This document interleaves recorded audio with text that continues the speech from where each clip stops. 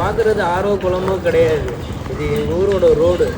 நீங்கள் இதை பார்க்குறீங்களே, Thor Kamaraj Nagar panchayat board office. இந்த ஆஃபீஸுக்குள்ளே தண்ணி போகக்கூடாதுன்னு சொல்லிட்டு மணல் மூட்டை அடுக்கி வச்சுருக்காங்க. நீங்கள் இங்கே பார்க்குறது தோர் தண்ணி டேங்கு. இந்த டேங்குக்குள்ளே எங்களுக்கு பால்வாடி கூட கிடையாது. இந்த டேங்கில் தான் பால்வாடி இயங்குது. நீங்கள் அப்படியே கொஞ்சம் அங்கே பார்க்குறது விவோ ஆஃபீஸு. இந்த விவோ ஆஃபீஸ், எங்கள் ஊர் விவோ ஆஃபீஸு. தண்ணி இவ்வளவு தேங்கி கிடக்கு.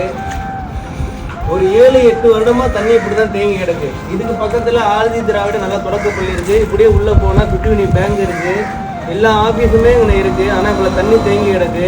இதுக்காக பிடிஓட்ட மனு கொடுத்துருக்கோம். கிராம சங்க கூட்டத்தில் எல்லாம் பேசி மனு கொடுத்துருக்கோம். யாருமே எந்த ஒரு சொல்யூஷனுமே பண்ண மாட்டாங்க. இதுக்கான தீர்வு தான் என்ன கிடைக்கும்? யாரை போய் பார்க்கணும் தெரியல.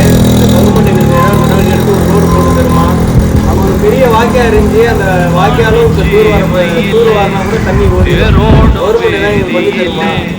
மான் போல வந்தவனே யாரடித்தாரோ யாரடித்தாரோ யாரடித்தாரோ யாரடித்தாரோ